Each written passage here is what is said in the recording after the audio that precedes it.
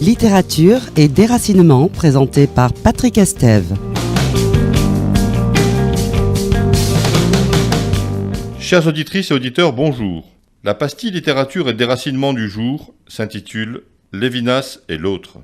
Emmanuel Lévinas est né le 12 janvier 1906 à Kovno, en Lituanie, et mort le 25 décembre 1995 à Paris, après avoir mené et voué son existence à travailler sur les questions relatives à l'altérité humaine, c'est-à-dire au rapport que l'humain entretient avec autrui et avec le monde. Comme Hannah Arendt, Emmanuel Lévinas fut l'élève de Martin Heidegger à l'université de Fribourg en Allemagne, de 1928 à 1929 pour ce qui le concerne, après avoir étudié la philosophie lors d'un premier cycle à l'université de Strasbourg jusqu'en 1927.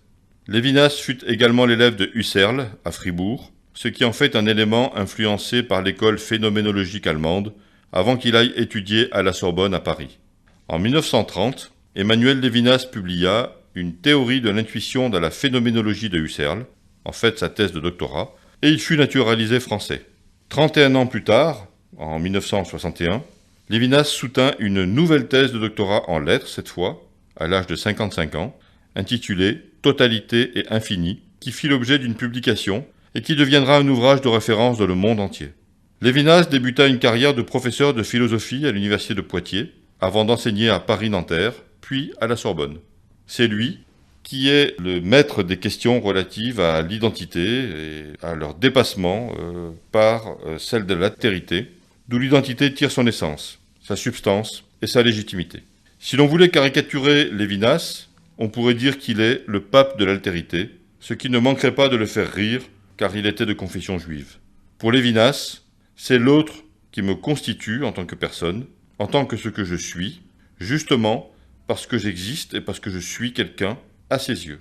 Cette approche est très originale en ce qu'elle inverse la proposition identitaire que je qualifierais d'habituelle, à savoir que c'est l'autre qui me constitue en tant que moi et non l'inverse, dans une relation où l'on n'existe jamais en tant qu'humain seul, en tout cas jamais seul au monde. Dans ce jaillissement, Lévinas s'attarde en particulier sur le visage et sur le regard, et parle d'épiphanie du visage de l'autre qui jaillit à soi, un visage dont les contours et les traits se dessinent dans la reconnaissance et la constitution d'un être qui n'est pas identique à soi. Mais allons plus loin encore pour comprendre ce que Lévinas veut dire, et raisonnons à contrario.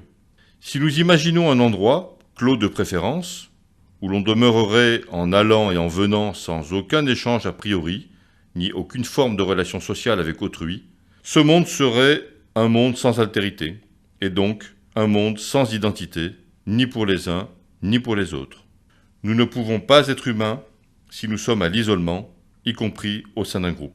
L'autre est donc à la base de ce que je suis, et Lévinas ajoute à cette dimension d'altérité que le cœur de l'existence et de la relation humaine tient dans la responsabilité qui est échangée avec autrui.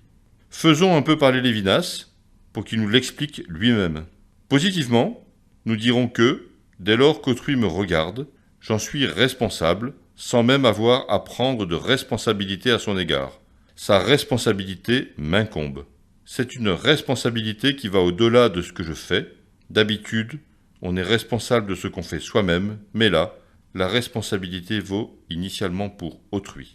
Et le philosophe de citer Dostoïevski et les frères Karamazov, nous sommes tous responsables de tout et de tous devant tous, et moi, plus que les autres. Il nous reste à méditer cette question de l'altérité au quotidien, à l'aune de nos vies, des vies qui sont parfois loin des rivages de nos humanités respectives.